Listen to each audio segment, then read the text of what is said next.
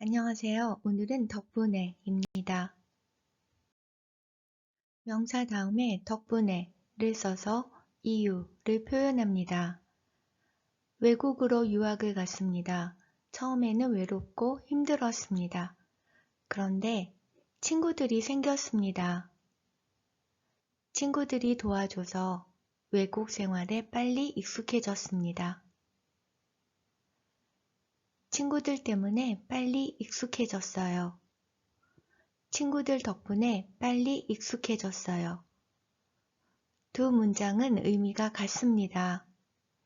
그런데 친구들 덕분에 빨리 익숙해졌어요 라고 말을 하면 친구들에게 고마운 마음을 표현할 수 있습니다. 여름이 아주 더웠습니다. 그런데 에어컨이 있어서 시원하게 지냈어요. 에어컨 때문에 시원하게 지냈어요. 에어컨 덕분에 시원하게 지냈어요. 배달 서비스가 있어서 마트나 백화점에 안 가도 됩니다. 배달 서비스가 있어서 편하게 쇼핑할 수 있어요. 배달 서비스 때문에 편하게 쇼핑할 수 있어요. 배달 서비스 덕분에 편하게 쇼핑할 수 있어요. 동사하고 같이 쓸 때는 동사 다음에 은 덕분에, 니은 덕분에를 씁니다. 손님을 집으로 초대했습니다. 준비할 것이 많습니다. 그런데 남편이 청소를 해줘서 초대 준비가 빨리 끝났습니다. 남편이 청소를 해줬기 때문에 준비가 빨리 끝났어요. 남편이 청소를 해준 덕분에 준비가 빨리 끝났어요. 뜨개질 수업을 들었습니다. 그래서 친구 생일에 친구 선물로 곰인형을 직접 만들 수 있었습니다.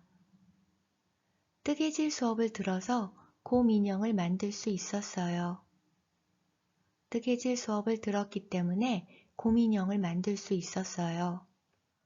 뜨개질 수업을 들은 덕분에 곰인형을 만들 수 있었어요.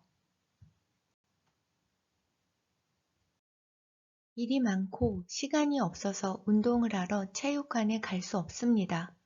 그래서 시간이 있을 때마다 운동을 했습니다.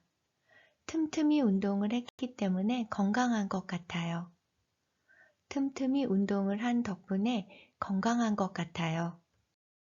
아이가 게임을 좋아해서 게임만 합니다. 아이가 게임 때문에 공부를 안 해요. 아이가 게임 덕분에 공부를 안 해요.